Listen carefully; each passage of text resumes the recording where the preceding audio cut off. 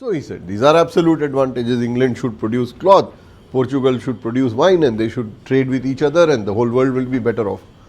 Ricardo bola ki that's okay, but what if England does both very well? Then what do you do?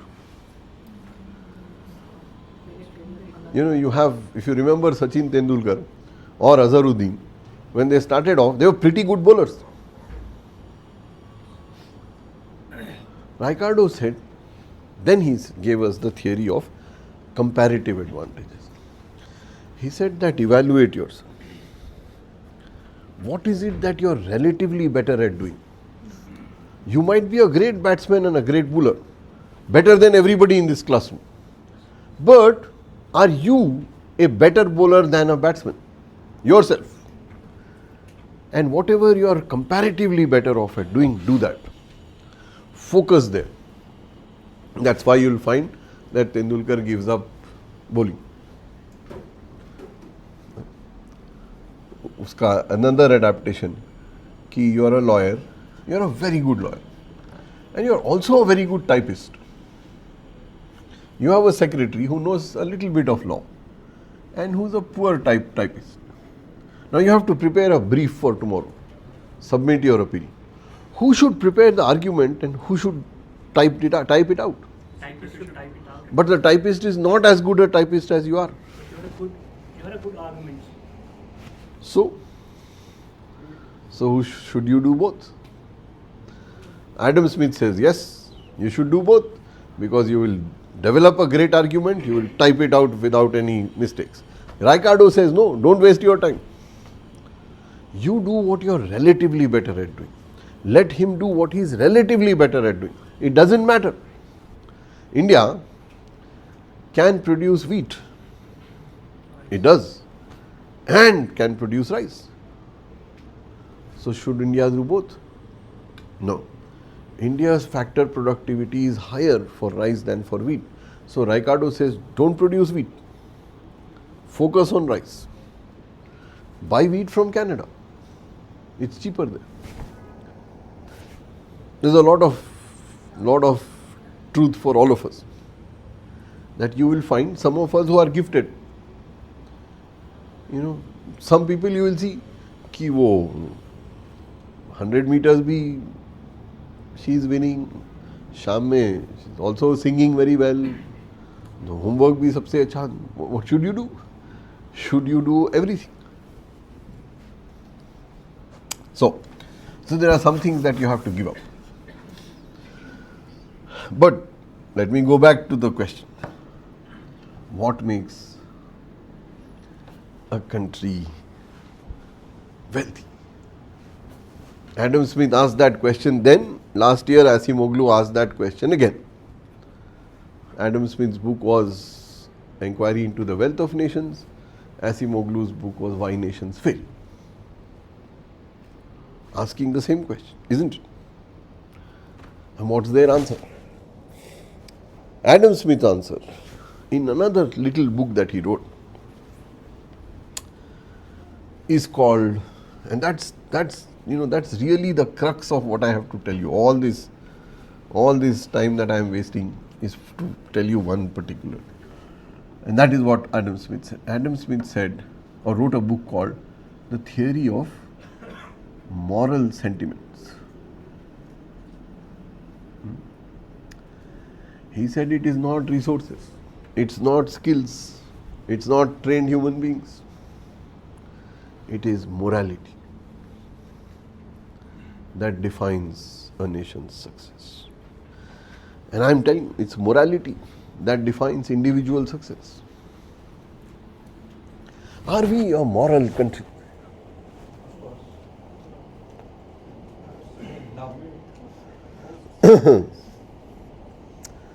If you are driving and you see the light change to red and there is nobody else on the road, what will you do? You know, I was teaching in Japan some 25 years ago. So, I was walking back to my university after dinner, midnight. Sannata, absolutely nobody there. Huh? And I was walking, came to that junction, and the pedestrian red sign was there. So firstly, I hadn't seen a pedestrian sign. So I looked, yeah. And then I looked around. There was nobody, nothing. No sign of life anywhere. And half a minute went by, 1 minute, 2 minutes. I said, yeah, this is too much. There is nobody. Midnight. So I stepped, and that traffic signal started abusing me left and right.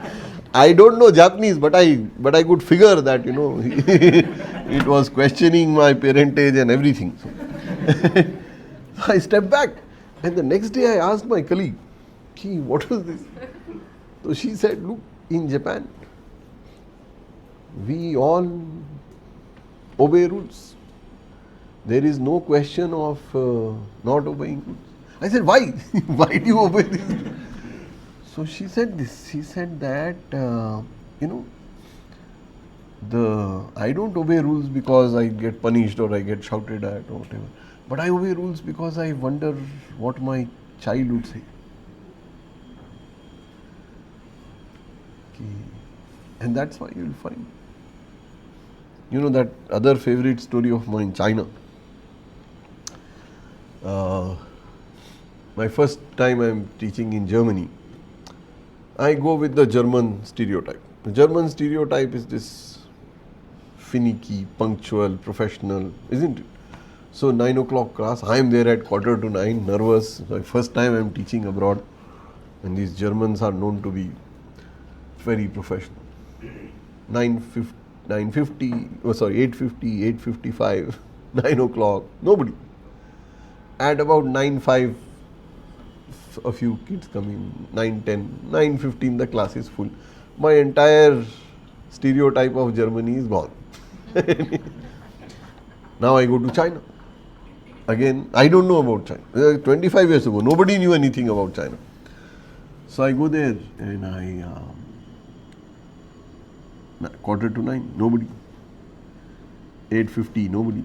8:55, nobody. And I think this is also another country. At 8:58, all 73 students come. As if they were hiding in the corner. And I asked my colleague, and she says, "Look, this is the Chinese rule. This is our morality. That if you tell me that you're going to meet me at 10 o'clock tomorrow, I will wait till 10:05. At 10:05, I'll go away thinking that you have died. Because there is no other reason to get late. All this traffic, puncture, all that doesn't work. You are dead, that's why you didn't come." And it's awesome. I used to work for a firm called Encyclopedia Britannica, and we used to print in China, 1999, 2000. I argued in my board meeting in Chicago, saying, "Why are we printing in China? India is such a great country. We have some of the best printing, cheapest, this, that." So this boss of mine, he smiled at me and he said, "Okay, this time go to China." I went. I landed from San Francisco. I landed on a Sunday, and I was kicking myself, saying, "What will I do on a Sunday?" But chalo, China, let me. I don't know, northern part of China.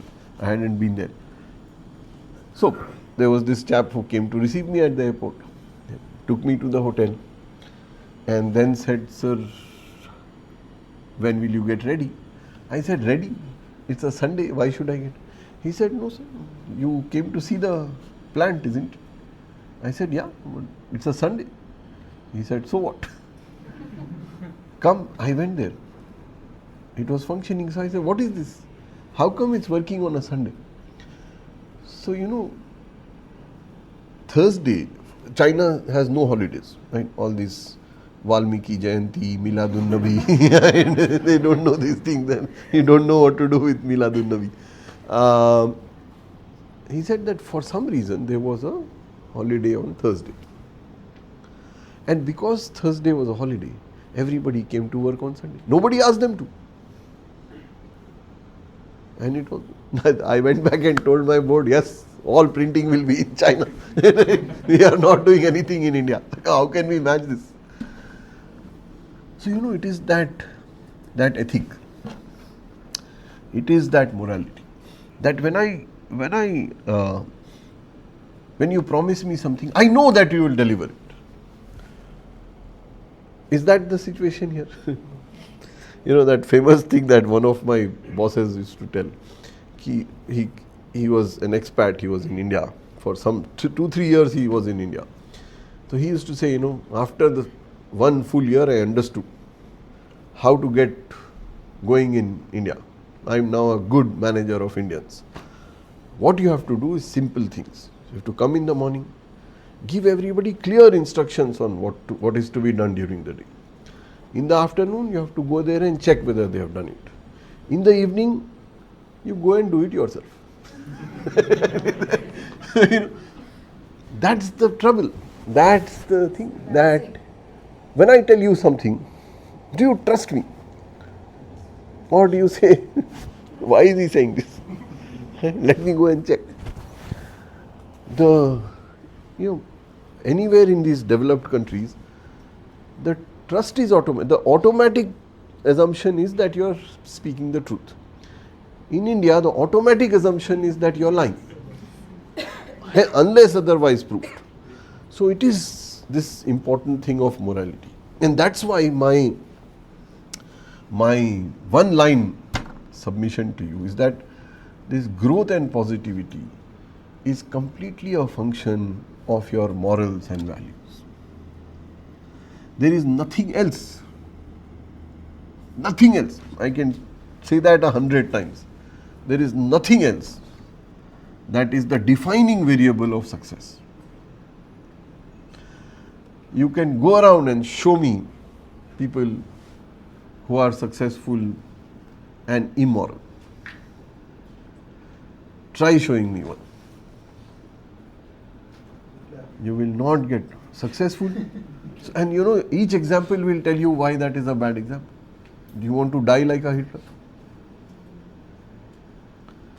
Right? So it's really like that. By the way, this other fellow, Hitler Hitler always reminds me of this other fellow, which most of you don't know about, and you should know. It has a very strong bearing on what India is like today. There was a country called Cambodia. What's the new name for that?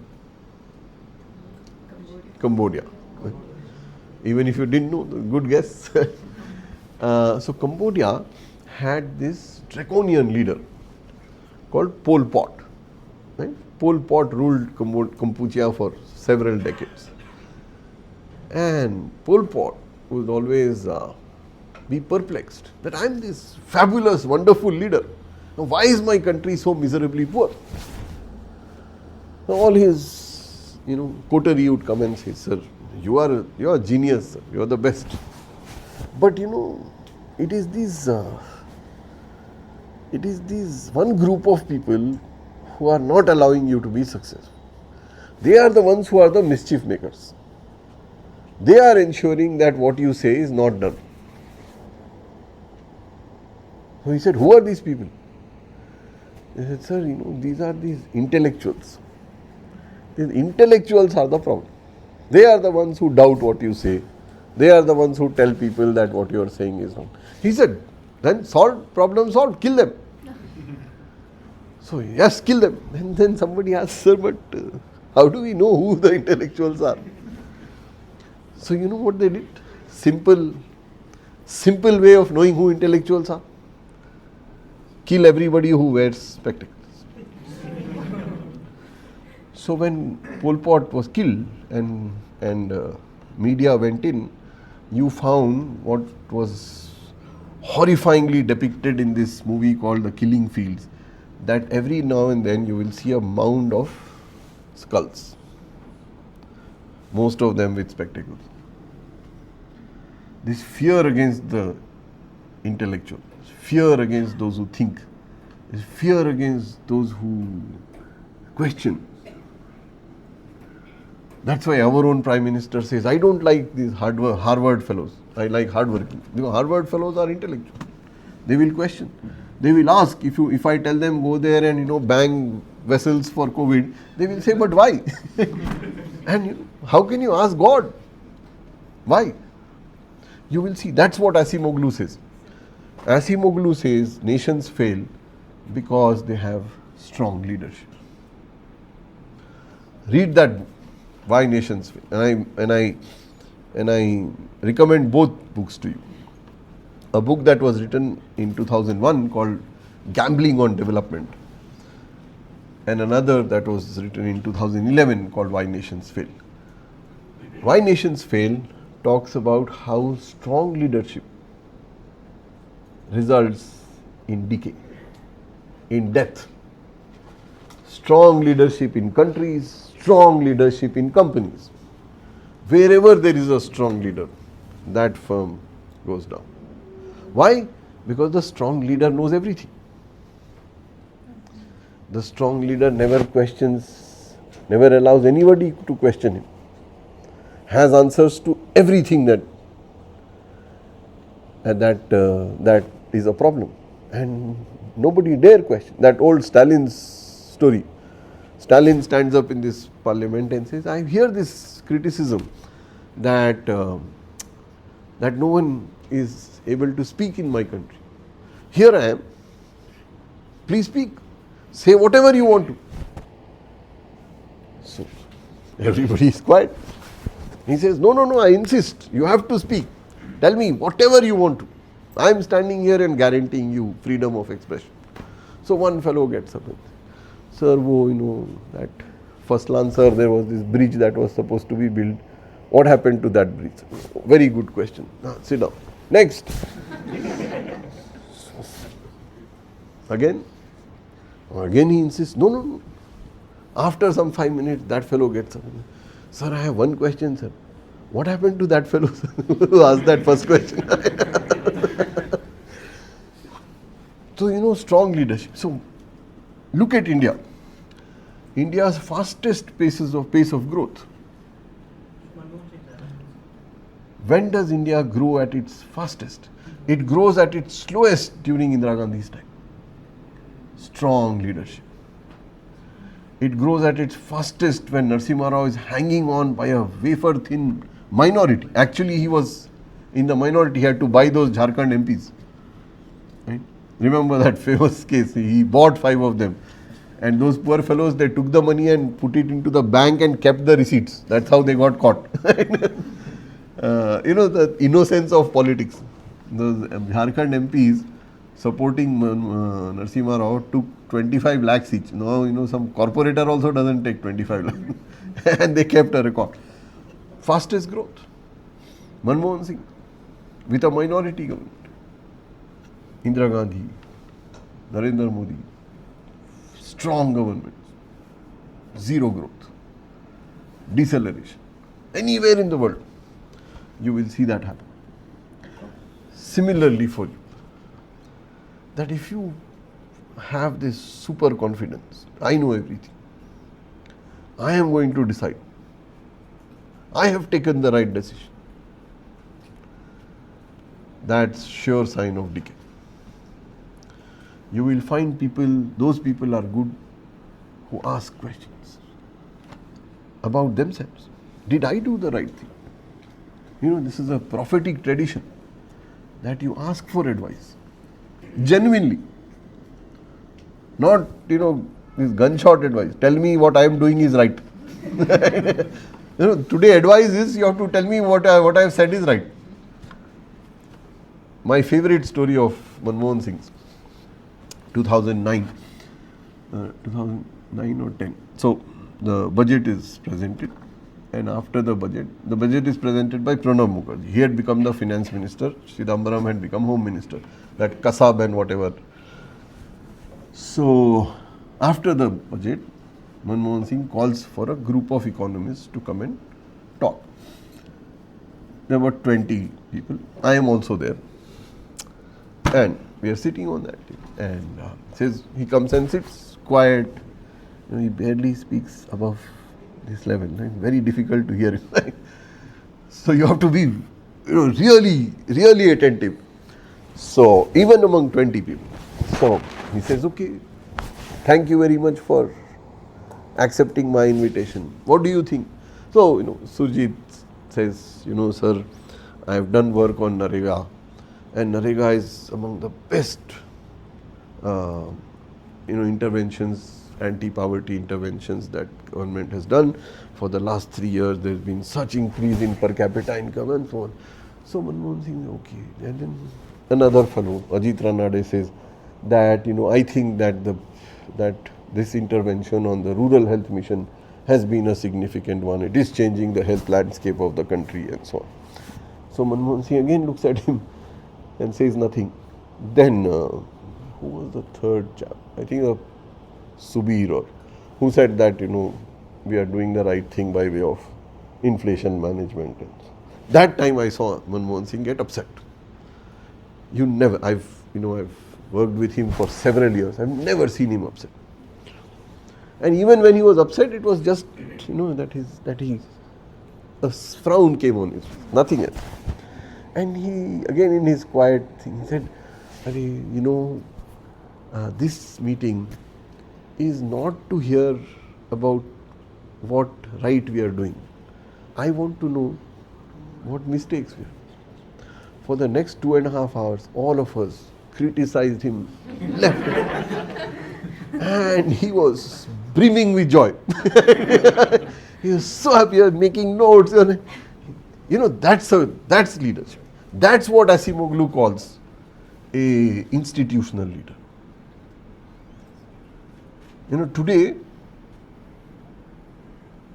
Today's post-budget meeting, Prime Minister never attends.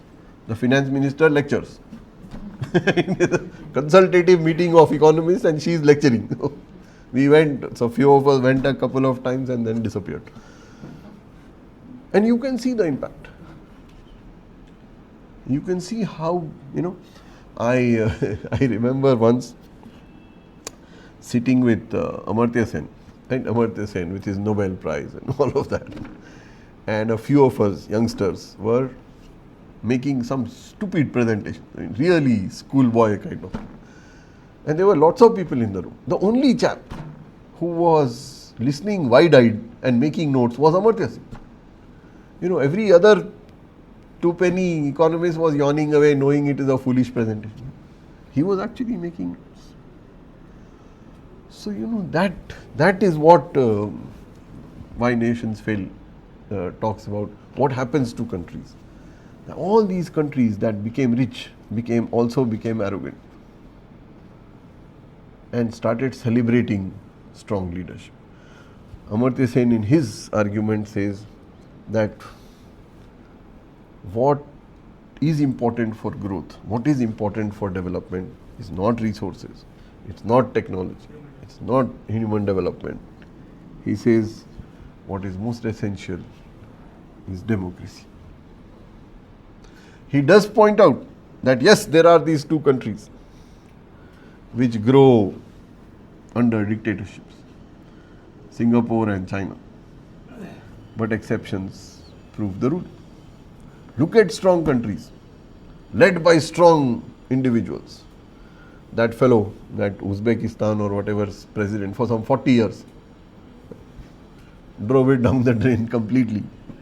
That Gaddafi, Rhodesia, Zimbabwe, wherever you see these strong dictatorial leaders. North Korea being a great example.